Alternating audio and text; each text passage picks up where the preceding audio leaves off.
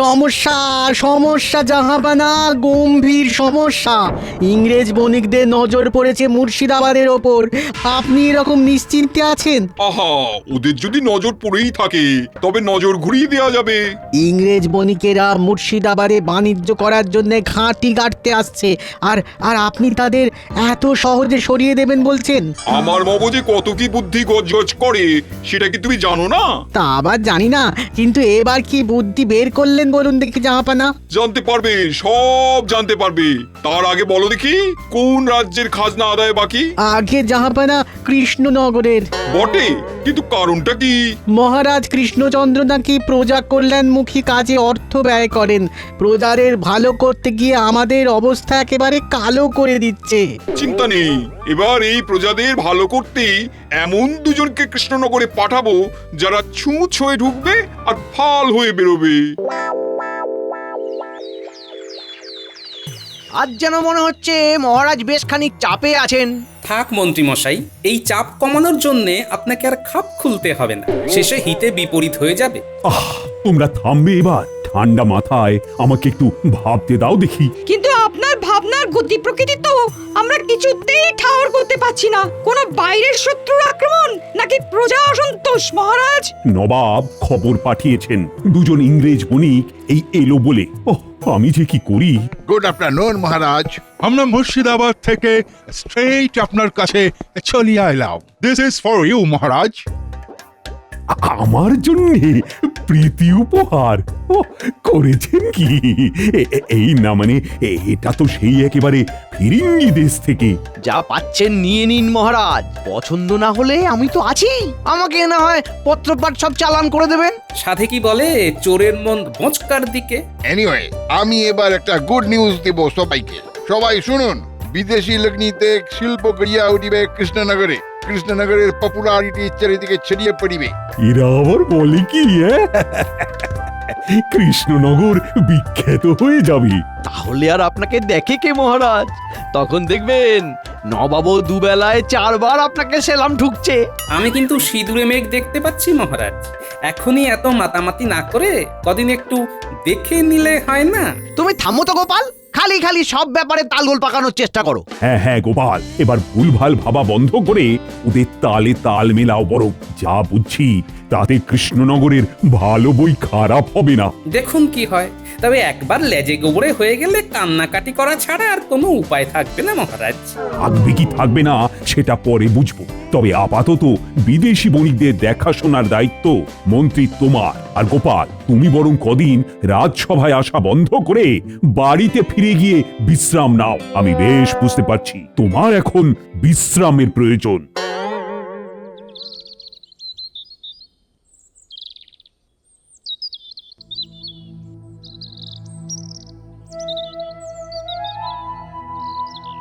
কই গো গিন্নি, কই দেখি কি রেধে বেড়ে রেখেছো, দাও দেখি। কদিন পরে খাওয়া দাওয়া আদৌ জুটবে কিনা কে জানে। ঘরেতে ঢুকতে না ঢুকতে খাই খাই করছো। বলি ব্যাপারটা কি বলো তো? আর খাবার জুটবে নাই বা কেন? না, ব্যাপারটা তো আমার ভালো ঠেকছে না। তোমার ঠেকা ঠেকিতে আর কি হবে গিন্নি? ওদিকে মহারাজের সঙ্গে যখন ঠোকাঠুকি লাগবে তখন দেখবে কি একটা কেলেঙ্কারি হয়। এই কি হয়েছে খুলে বলবে নাকি বলবে না? তোমার চোখ মুখ দেখে মনে হচ্ছে মহারাজের কাছে খুব ধমক খেয়ে এসেছো। এই ঠোকাঠুকির কথাই বলছো নাকি বলো তো? আরে আমার কি হয়েছে সেটা বড় কথা নয় গিন্নি। কথা হলো মহারাজ বুঝতে পারছেন না। এর ওপর মন্ত্রী যদি ঘোলা জলে মাছ ধরতে যায় তবে অবস্থা আরো বিগড়ে যাবে। হায়, কি সব উল্টো পাল্টা কথা বলছো গো তুমি? আমার যে সব গুলিয়ে যাচ্ছে গো। না, কিচ্ছু বুঝতে পারছি না, কিচ্ছু না।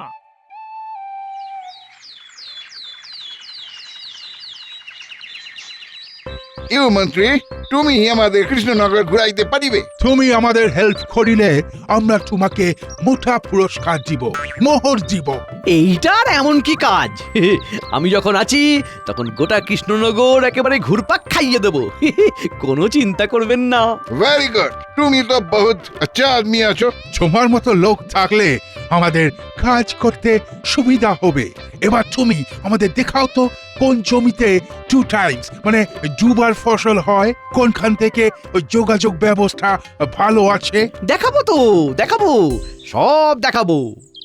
আরে আরে দেখ দেখ দেখ দেখ, সাহেব বাবুরা আমাদের গ্রামে এসেছেন। আমরা এখানে ব্যবসা করিতে চাই, কুড়ি বানাইবো, তোমাদের কাজ দিব। তোমরা আমাদের জমি দিবে আর আমরা তোমাদের মোহর দিব, ভালো ভালো খাবার দিব, জামা কাপড় দিব। বুঝাও মন্ত্রী, তুমি ওদের বুঝাও। সে কি আর ওরা বুঝতে পারছে না? সাহেবরা এখানে ব্যবসা করলে তোমরা লাভের মুখ দেখবে, এটা কি তোমাদের বুঝিয়ে দিতে হবে গো? না না না, সেটা তো আমরা ভালো মতোই বুঝতে পারছি। অল্প একটু জমি দিলেই অনেক অনেক মোহর আসবে। এই তো সাহেবরা জমি বাচ্ছে, আর তোমাদেরও ভালো দিন আসছে। বুঝাও বুঝাও, আরো ভালো করিয়া বুঝাও। তুমি ওদের বুঝাইবে আর আমরা তোমাকে উপযুক্ত ভাগ দিব। এসব কি হচ্ছে রে? মন্ত্রী মশাই তো সাহেবদের বগল দেবা করে ঘুরে বেড়াচ্ছে। শুধু ঘুরে বেড়াচ্ছে, তার সঙ্গে সঙ্গে তো জায়গা জমিও দেখাচ্ছে রে। আর যে কজন গ্রামবাসী জুটেছে তাদেরও কবজা করে ফেলেছে। চল চল, আর দেরি না করে এক্ষুনি গিয়ে দাদুকে খবরটা দি। না গিন্নি, এবার মনে হচ্ছে বসে থেকে থেকে হাড়ে দুব্বো ঘাস গজিয়ে যাবে। যেমন কর্ম তার তেমনি ফল। করো করো, আরো মহারাজের সঙ্গে কথা কাটাকাটি করো। আমি আবার কোথায় কি কাটলাম? আমি তো শুধু বিদেশি বণিকদের থেকে সাবধান করে দিচ্ছিলাম, আর তাতেই তো মহারাজ বিগড়ে গেলেন। বিদেশি বণিকরা আজ আছে কাল নেই, তাদের নিয়ে তোমারই বা এত মাথা ব্যথা কিসের শুনি? হ্যাঁ না গো দিদা, ওরা শুধু শুধু আসেনি, নিশ্চয়ই ভেতরে ভেতরে কিছু একটা করছে। হ্যাঁ, কথা শুনে আর দেখে যা বুঝলাম, তাতে মনে হলো ওরাও জমি খুঁজছে। মন্ত্রী মশাইও সবাইকে বোঝাচ্ছে। তোরা বলে কয়ে ওই বণিকদের একবার এদিকে নিয়ে আসতে পারলি না, তাহলে তো আমাদেরও কপাল খুলতো। কপাল খুলতো না পুড়তো, সে আর তুমি কি বুঝবে গিন্নি? না না, আমি আর কি বুঝবো? বোঝো তো খালি তুমি, বেশি বুঝে বুঝেই তো এই অবস্থা। কিন্তু আমরা এখন তাহলে কি করব?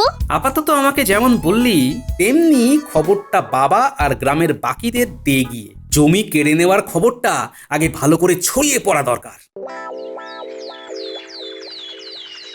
খবর কি মন্ত্রী? মানে এই ইংরেজ বণিকদের যত্ন আপ্যায়ন সব ঠিক করে হচ্ছে তো? সে আর বলতে মহারাজ, আমি তো একেবারে ওদের ছায়া সঙ্গী হয়ে গেছি। ঘুরছি ফিরছি, ওদের যেমন যা দরকার সব খেয়াল রাখছি।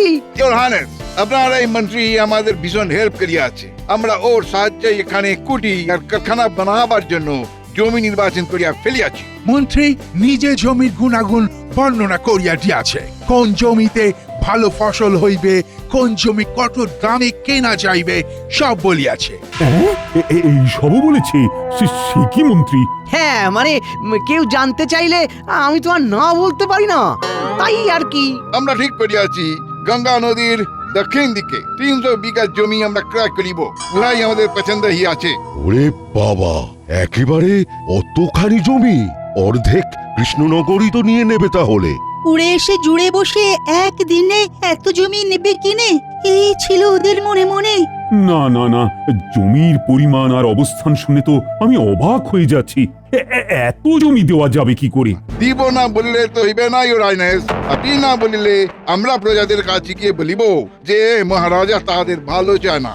আর আমরা প্রজাদের উপহার দিয়া এমন ব্যবস্থা করিয়াছি যে প্রজারা আমাদের কথা শুনিবে। মন্ত্রীর সঙ্গে জমির